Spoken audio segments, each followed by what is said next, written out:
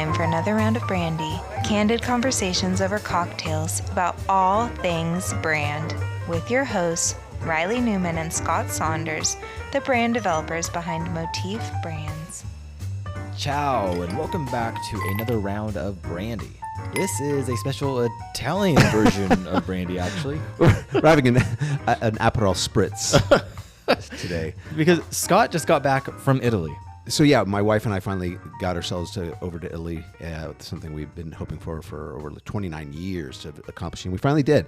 And we spent time in Venice and a bunch of other places, but Florence was a particular interest for me because being a designer and studying art history and things in college, and just having a grasp and appreciation for that, being in what was the mecca of the Renaissance art period in the 16th, 17th centuries, where the masters, Michelangelo, Leonardo da Vinci, Donatello, Botticelli, Caravaggio, all these guys, Raphael, they all... Jeez, they live in the sewers too?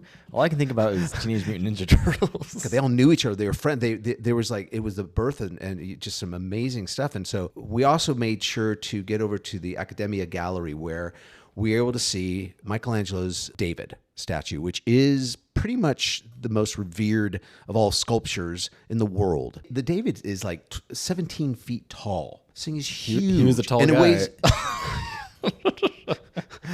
Yes, he was. And, it weighs like 6 tons. It took 40 men 4 days to move the David statue a half a mile from Michelangelo's workshop to the entrance to the Piazza della Signora. And it got me thinking, and we talked about this when I came back, about just like how building a brand is very much like sculpture. There was a famous quote that many people have heard. It was done by a early 20th century French poet, Antoine de Saint-Exupéry.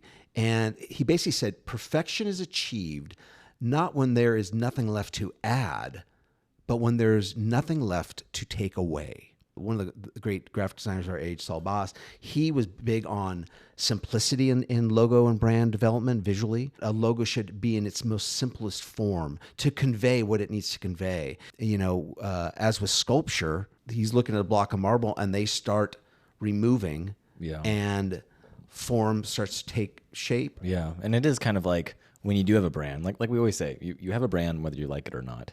People are making a perception of your business once you open your doors, even before then as well. But you have this block of marble before you, and it kind of is like when you're staring at it, it's a blank slate. Like you can go any direction. Okay, how am I going to carve this thing? And you may have a vision that you go, okay, I want this to be the end product. I'm trying to get to this. But you have so many ways of going about that. What are you going to do? Do you start doing this? You just keep adding on.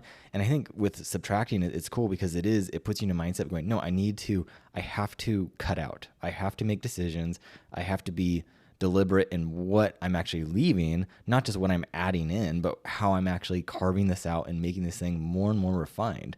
And with your brand, it really is that, like on a positioning standpoint, it's like finding that niche, finding that position in the market that you can cut out all the other kind of accessories and excess like services or offerings or everything that you could really do. The point to be made too is a lot of that comes from the founder, whoever, but a lot of times you're too close to the business, and you have more of a myopic optic on it.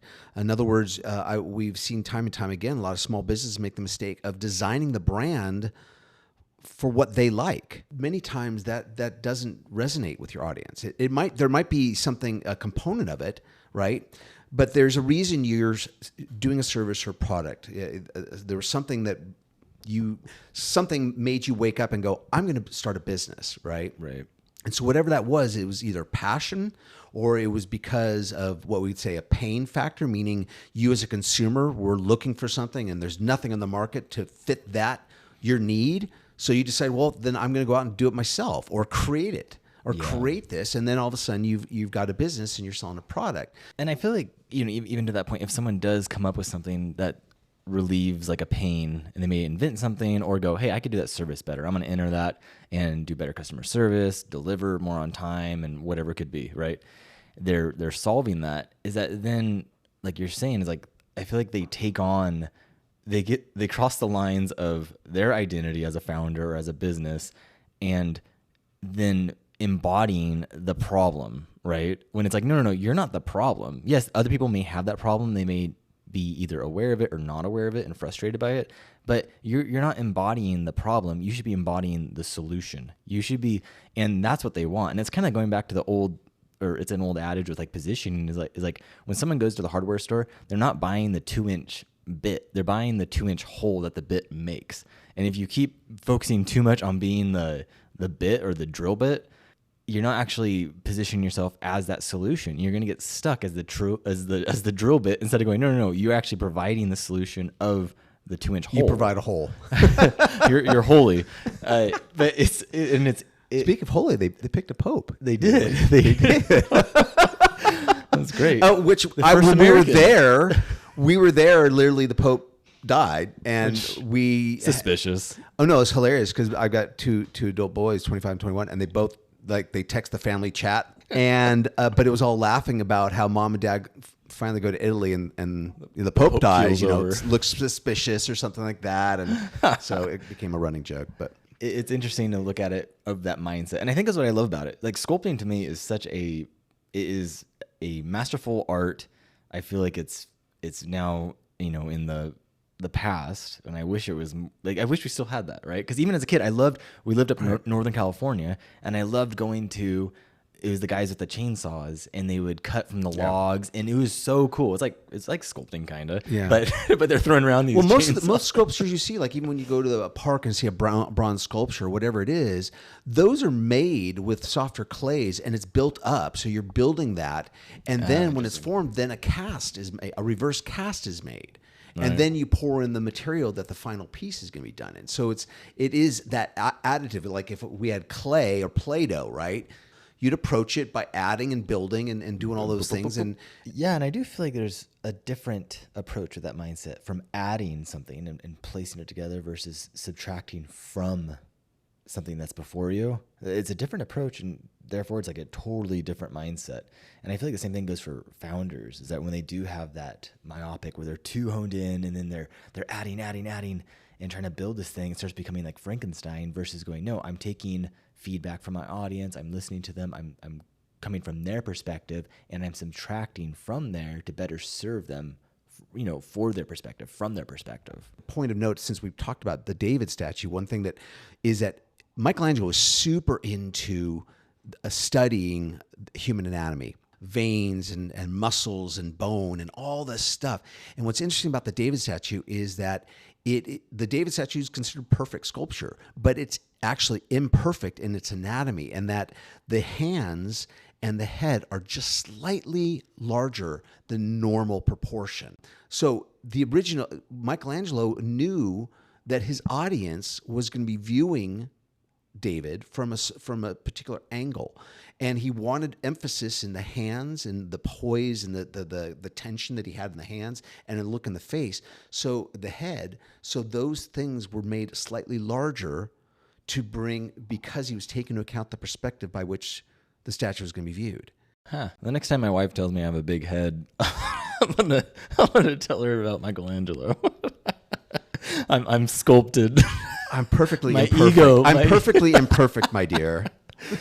And that's a good point, because it is like, okay, if he was sculpting this thing strictly from his perspective as the sculptor, and he's looking at, maybe it's eye level because he's up on scaffolding or however he did it, it's completely different than someone who's looking up at this thing when it's up on a roof line. So you're crafting this thing for not his sake as the sculptor, as the founder, but he's sculpting it and creating it for the sake of the audience. And it's like, it reminds me of Disneyland, is that if you're ever in Disneyland and you're on the rides and you turn around, like I think it's specifically on the Pooh ride, is that you turn around and the Pooh ride, there's all these. Is that the Matterhorn? Which one? No, that's not.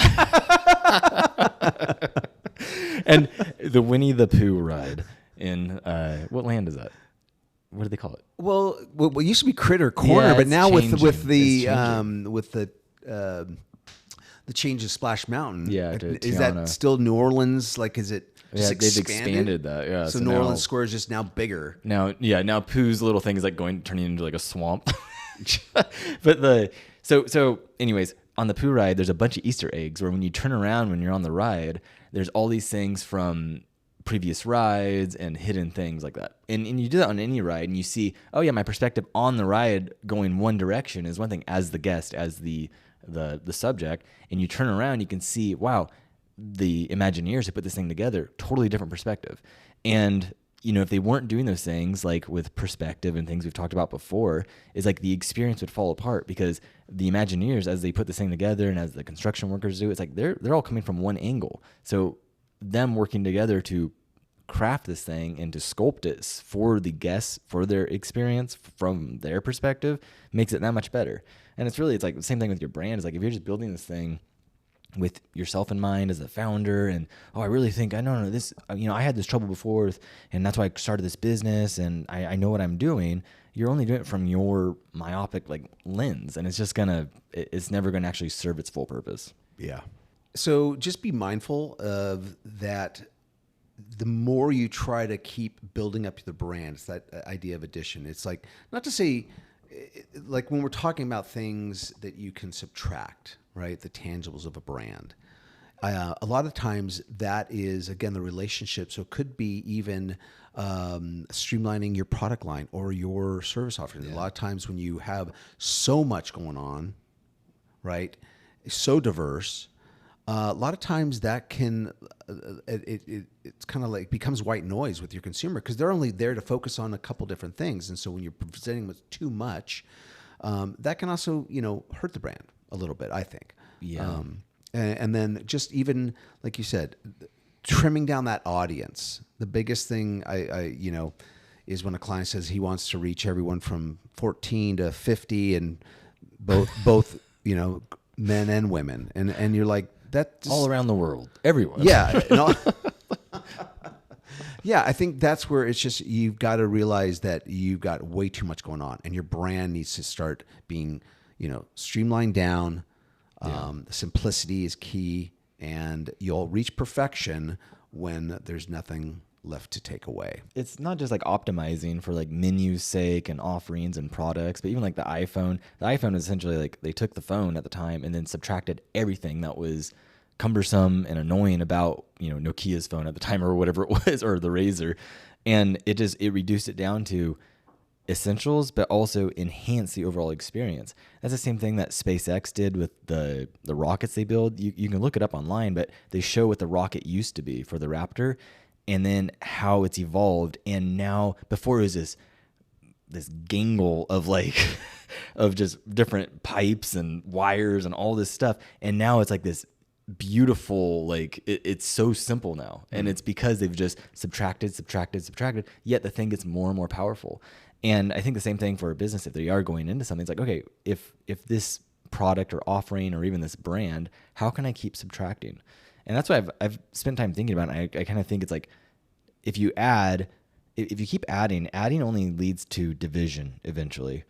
But if you subtracting allows you to multiply at a certain point. Wait, now you're talking math, dude. My eyes are glossing over now. But I think that's what makes it is. It's a great. It's what makes the David yes. so special. Yeah. Is like the statue itself is so minimal and deliberate. The guy doesn't even have clothes on, right? It's like there's no distraction. He has a sling.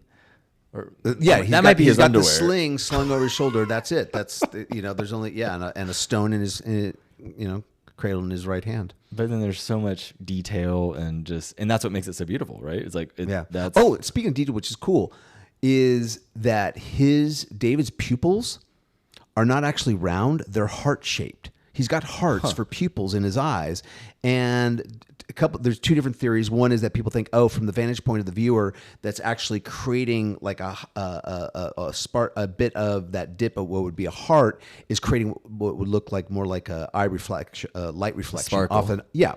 off the eyes. Others think that it was a node of Michelangelo's love for his city, Florence, and that as David is looking out over Florence, he's got hearts in his eyes for the city. So, but yeah, you talked about details again. Little details where they are, like subtle vein. Dave's got no clothes, but he's got subtle veins on his hands. Do you think he actually fought without clothes on? Actually, no, he didn't. No, the king gave him the armor, and then he took that off, and then he. You know what? I don't know.